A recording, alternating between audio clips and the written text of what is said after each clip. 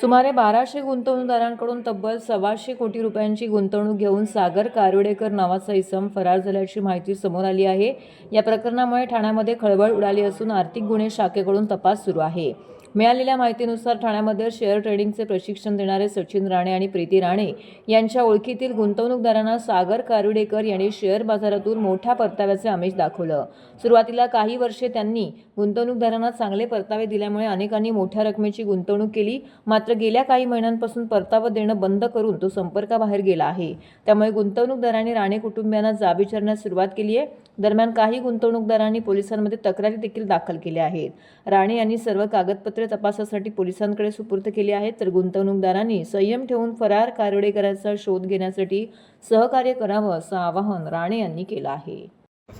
आणि नेमकी पुढची आता तुमची मागणी काय? ओके, सध्या ज्या बातम्या येत आहेत त्या सगळ्या एकतर्फी आहेत आणि सागर सुबोध कारवडेकर याच्या बाजूने सगळ्या बातम्या येत आहेत आणि प्रीती राणे सचिन राणे मला आणि माझ्या नवऱ्याला टार्गेट केलं जात आहे हे मी पूर्णपणे सांगू इच्छिते।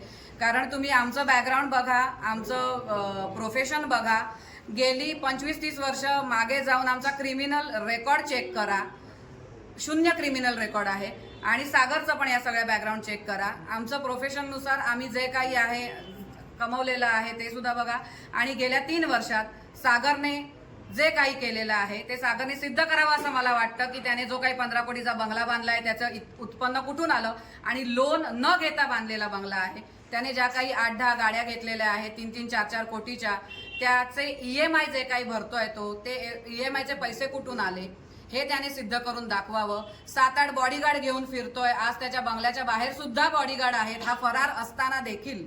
तर या बॉडीगार्डचा पगार कुठून जातोय, आज जे काही झालेलं आहे, आज लोकांचे पैसे सगळे त्याच्या अकाउंटला अडकलेले आहेत आणि लोकांना आज हा दिशाभूल करून काही इन्व्हेस्टर काही गुंतवणूकदारांच्या मदतीने हा लोकांची दिशाभूल करतोय की सगळ्यांचे पैसे म्हणे मी राणेंना दिले, तर त्याने ते पुरावे सादर करावेत असं मला वाटतंय।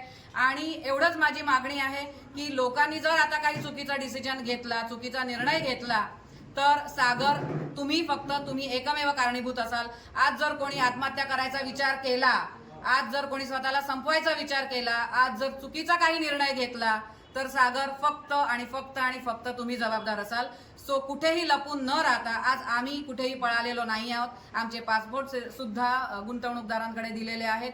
आम्ही सगळ्यांच्या संपर्कामध्ये आहोत, आमच्या स्वभावात किंवा रक्तातही नाहीये।